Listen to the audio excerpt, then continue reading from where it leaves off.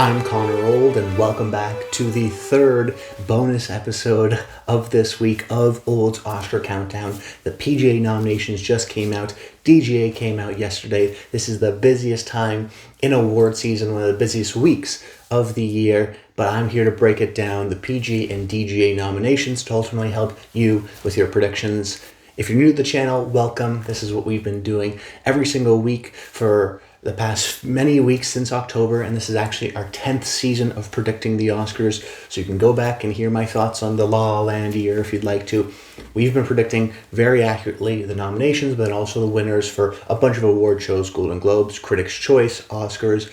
We're here ultimately, though, to help you with your own predictions, to break down the landscape, to see what matters, what doesn't, and then ultimately kind of cover everything that has to do with the awards. That's why we have 3 videos this week, usually just one a week. Now we're doing multiple Monday, Tuesday, Wednesday, Friday.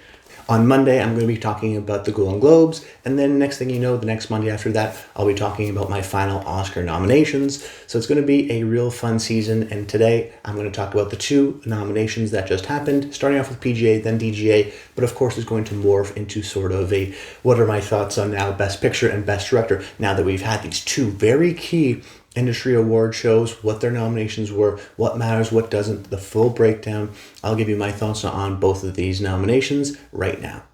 So starting off with the Producers Guild Awards, their 10 list of best films. This is a very indicative, very predictive group at predicting what's going to happen at the Oscars. Why is that? Well, it's the Producers Guild. Many members of the Producers Guild are also members of the Academy, so it helps us understand what the industry likes, because we can talk about critics or Golden Globes and all these kind of other groups, but the Academy is made up of producers or directors or actors voting on who they think is the best of the year. So seeing these award shows, these industry-specific guilds, can be very indicative. Oftentimes we see either 10 out of 10 of the PGA's lineup go exactly with the Oscars, or 9 out of 10, 8 out of 10. They're usually a little bit more blockbuster friendly. They're a little bit more American friendly, hence the name, Producers Guild of America. So they're not as favorable to international films. So that can tell us certain things. So just some first initial takeaways. I think Begonia and Train Dreams getting in here are really 2 positive signs for their chances at Best Picture. I think Begonia is pretty much a 100% lock at this point. It's been getting in everywhere it needs to. Even going back, if you think to something like Critics' Choice, overperforming at SAG, overperforming in my opinion at the BAFTA long list, getting in here for PGA. Also notable because it's not a blockbuster. It's not necessarily even an American movie. It's English, but it's from a Greek director. But the fact that it didn't do very well at the box office, I guess, well, relative to what type of movie it is, but didn't make a whole lot of money. The fact that it still showed up at the PGA list when they normally prefer blockbusters is a sign of support for that film. I also mentioned Train Dreams. I think that's really notable for that movie too. A Netflix movie, so it doesn't have a lot of box office to report on, but still really resonated with this group. I think that movie has a real strong chance as well for Best Picture. So those 2 movies getting in here, I think gives them almost a huge boost, a really guaranteed kind of a possibility of them getting nominated for Best Picture at the Oscars. Both of them needed to get here, and they did. In terms of kind of snubs and misses, I think Wicked for Good is the big one. Just a month ago, I was still kind of predicting it for Best Picture. I don't think that's going to be the case anymore. It may also affect some of my technical nominations and appreciation. You may think that's kind of odd. Why did a PGA nomination affect your picks for some of the technical categories? Well, at a certain point, I had Wicked for Good in for like 6 technical nominations. So because of that, I thought, well, if I have it in for costume design and makeup and hair and visual effects, it has to get in for Best Picture, right? And that's maybe not the case. What we're seeing here is a real snub. I think that the fact that Wicked for Good hasn't doing as well at the box office, still did well, still a blockbuster, but maybe not as well as the first film. The Producers Guild kind of penalized it, and this is a group that's preferential to American films and to box office films. And you have Wicked for Good, which is an American box office focused blockbuster movie, and they didn't nominate it. I think it's a strong sign of support that the American branch of the Academy isn't really in love with the film, and then we see people like, Cynthia Erivo not getting nominated for SAG, let's say, or the movie not getting ensemble at SAG.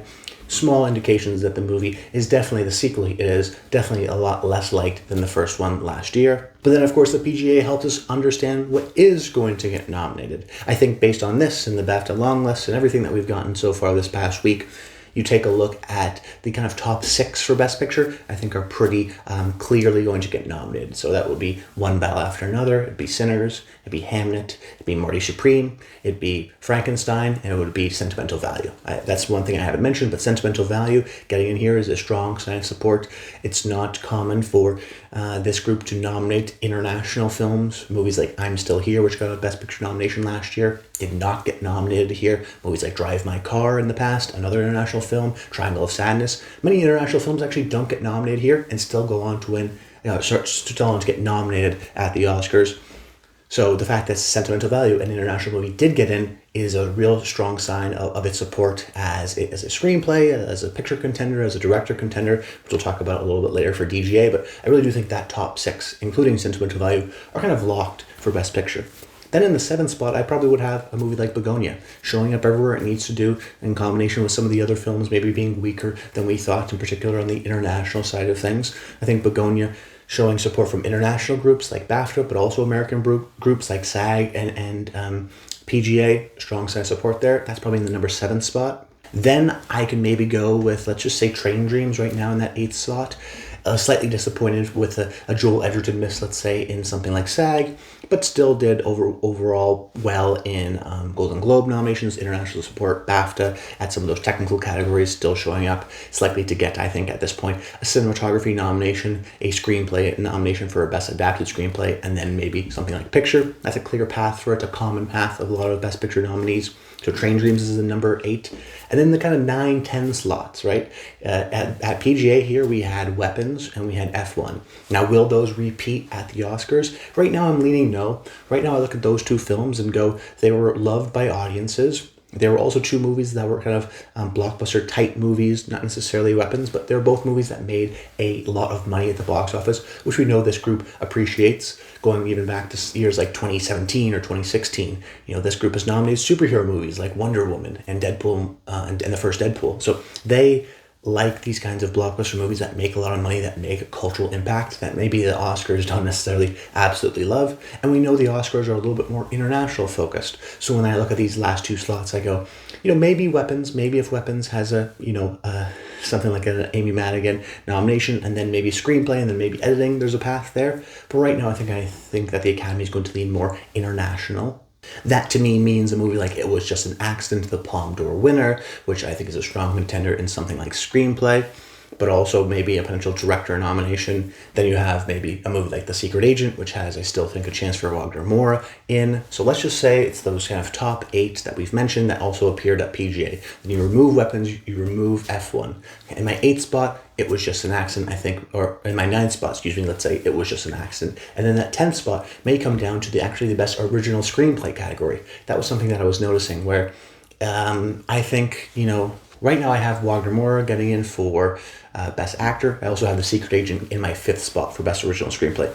But it very well could be a possibility where it comes down to that original screenplay slot. Either Weapons gets in for original screenplay and gets in for picture, because it has then if that happens, it would be picture, screenplay, acting nomination. Well, what does The Secret Agent have? It has the international feature nomination, but aside from that, it would need to get in for original screenplay and acting nomination, and then picture. So they have very similar paths. I think because the Academy is grown internationally, you would think The Secret Agent, out muscles a movie like Weapons, a horror movie that maybe not even some of the American members of the Academy absolutely love. But maybe there's just so many great international films this year that they end up splitting the vote and there's not a clear kind of number 1. Going to be very interesting to see Best Picture. Those aren't my final picks just yet, but that's kind of how I'm seeing the race, how things have been kind of going forward, and the PGA was very enlightening at this time around. Okay, now let's talk about the DGA nominations, which happened yesterday. This is a 5 group of directing nominees, oftentimes overlaps with the Oscars. As a matter of fact, they overlap almost every single year, 4 out of the 5. There's occasional, I think in the past 10 years, there's been 1 year in 2023 where it was 3 out of the 5 nominees overlap. But I'm not even talking about an average of 4 out of 5. I'm talking about every single year, including last year, including many other years, exactly 4 out of 5. Not 3 out of 5 and then 5 out of 5 and then they overlap. The DGA going 5 for 5, the last time that's happened has been over a decade ago. It's been a real long time. Almost every single year, it's 4 out of 5. So it helps us for our Oscar nominations. That's what that means. And in our Oscar picks, okay, let's take the DGA 5. You could either be very safe and go the DGA 5 and predict that for your Oscars, and you'll probably get 4 out of 5 and you'll do very well. Now me, I try to go for 100% every single year, so I want my predictions to make sense. So I take a look at the DGA 5 and I go, okay, who's going to miss? Who's going to be the odd man out? So let's look at the ones that we are sure are going to get nominated. I think Paul Thomas Anderson for One Battle After Another is for sure going to get nominated. I think Chloe Zhao for Hamnet is going to get nominated. I think that movie's been overperforming more than some people even think. Of course, getting in for PGA and DGA, but then also something like Best Ensemble for SAG. I really do think within the industry that is a clear contender. She's the Best Director past winner. I think she gets nominated. Then Ryan Coogler for Sinners. Sinners has been overperforming, showing support from both the BAFTA, but also the American groups like PGA and DGA and things like that. So I think Ryan Coogler for Sinners ultimately gets in there. And then you talk about the kind of the 4th, 5th spots. For my 4th spot, I'm pretty confident that it's going to be Joachim Trier for Sentimental Value. We know that the director's branch of the Academy in particular is very international. We oftentimes see at least one kind of surprise, and that surprise comes from a director of an international film, whether that be Ryusuke Hamaguchi for Drive My Car or Ruben Östlund for Triangle of Sadness. We see always the international directors often over-surprise and get nominated. So the fact that you have a movie like Sentimental Value, which we know has international support, but also American support, it did get snubbed quite a bit at the SAG Awards, but getting in for PGA is a strong sign of support. It did very well in terms of BAFTA nominations, has gone in Golden Globes, Critics' Choice, so it's been a movie that's been sticking around. Now, it's not a traditional type of a nominee in that it's mostly people in rooms talking. That being said, some of the international films like Drive My Car and Anatomy of a Fall that did get in are still the same type of a film, a people in rooms talking kind of a film. So we know that this branch appreciates international directors, and we know that this is the far and away most dominant international film of this year. I think Joachim is actually somewhat safe of a nomination. But then there's the 5th spot. The 5th spot, which is kind of crazy and up in the air. So you either think you're going to go kind of Hollywood American with either Josh Safdie or Guillermo del Toro. Both of them got nominated at DGA. So you would think one of them were to get nominated if you want to follow that kind of 4 out of 5 rule of thumb. Frankenstein and Mary Supreme are both Best Picture contenders. They're both strong in that kind of 5th, 6th spot. Both have likely acting nominations, although maybe Marty Supreme is peaking more at the right time. That being said, Guillermo del Toro is more of a directing legend in the sense that he's won in this category before, so he's maybe a little bit more respected within the director's branch. But then there's, I think, another alternative as well. If you don't want to go American, if you really want to double down on the international side of things and go with someone like a Jafar Panahi, he did make the Palme d'Or winner. Now, it was just an accident at one point I thought was almost guaranteed of a nomination here, and I'm a little bit less confident in that now. I think it was just an accident, kind of underperforming at the BAFTAs in terms of the long list was a little bit surprising to me. The only kind of real comparable now that you have with Jafar Panahi would be someone like a Ruben Östlund. Ruben Östlund also missed the long list for Best Director at BAFTAs and kind of surprised everyone and got nominated at the Oscars. But he's the only one when we see these director surprises, whether it be Ryusuke Hamaguchi or Thomas Vinterberg or Paweł Pawlikowski for Cold War. They almost always kind of have their support from BAFTA. They almost always get actually nominated for Best Director at BAFTAs. In this case, Jafar Panahi didn't even get shortlisted. So there was a little bit of concern there. So the DGA didn't really maybe super clarify things. I think the kind of very chalk, boring read is to go the DGA 5, put at the Oscars. But I think this year I've been really trying to over-index in international films. So I think at the very least I'm going to take the 5 that we have for DGA, remove one of them, and add in Joachim Trier. And that makes sense in terms of past years. They're very accurately almost every single year 4 out of 5. Some years they are 3 out of 5, but almost every single year they're 4 out of 5. And then the question for me becomes, am I going to go 4 out of 5 or am I going to go 3 out of 5? Am I going to replace both, let's say, Josh Safdie and Guillermo del Toro for a Jafar Panahi and a Joachim Trier? How much will they really love the international films? Because Jafar Panahi, he does fit that mold, but his really only comparable path would be someone like a Ruben Östlund. Am I really going to predict Panahi for director? I think if he has the win for screenplay at the Golden Globes, then maybe he delivers a really impassioned speech. That's the day before Oscar voting opens. That can be maybe a strong sign of support to nominate him. But maybe he doesn't win there, and we understand that it was just an accident. It was never as strong as Triangle of Sadness or Anatomy of a Fall or other movies like this, and that he's not going to be a contender. It was a lot more confident, in a couple years ago, going with someone like a Justine Triet, for Anatomy of a Fall for director, because you knew how strong that movie was. Best film, won the screenplay at Golden Globes, clear acting nomination in Sandra Hüller. But this year, it was just an accident. It hasn't been as strong, much more of a Triangle of Sadness type of a pick. But then even something like Triangle of Sadness had a lot of BAFTA long lists, which it was just an accident. Doesn't really. And then you think about all the directing surprises, and most of them were European. There's only been one Asian film, and that was Drive My Car for Suki Hamaguchi. It's a lot of Polish film and Danish films and Swedish films. And now Jafar Panahi's It Was Just an Accident, which is the French submission, is by its identity an Iranian film. So maybe that is a little bit of a bias towards the director's branch. Lots of things to kind of think about in my mind. I think the DGA did kind of, combined with a few other things, lessen my support maybe for someone like Jafar Panahi or Kleber Mendoza Filho. But I think Joachim Trier, despite not getting in for DGAs, will ultimately get nominated at the Oscars. The question then becomes, okay, if DGA every year goes 4 for 5 with the Oscars, who is that person that's going to get subbed out for Joachim? Is it going to be Guillermo del Toro? Is it going to be Marty Supreme? Could it even be someone like a Ryan Coogler for Sinners? Maybe, I don't think so, but that is a technical possibility, of course. The only one that I think is 100% safe is someone like a Paul Thomas Anderson for One Battle After Another.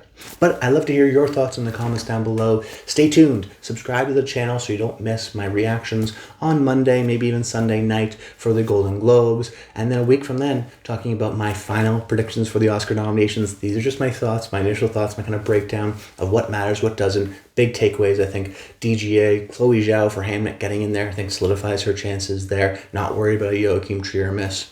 And then you look at, and then even Josh Safdie putting himself for sure in that group of 5, I think is a strong sign that Marty Supreme is peaking at the right time and appealing to industry groups in particular. And then you have something like the PGA side of things, huge sign of support for Begonia and Train Dreams. Big downgrade for Wicked for Good. And then the question becomes in the kind of 10th slot, let's say, for Best Picture. Is it The Secret Agent? Is it Weapons? It may come down to who gets in that final spot for Best Original Screenplay. Will be a fascinating one to talk about and to predict. But that's about it. Until next time, stay tuned.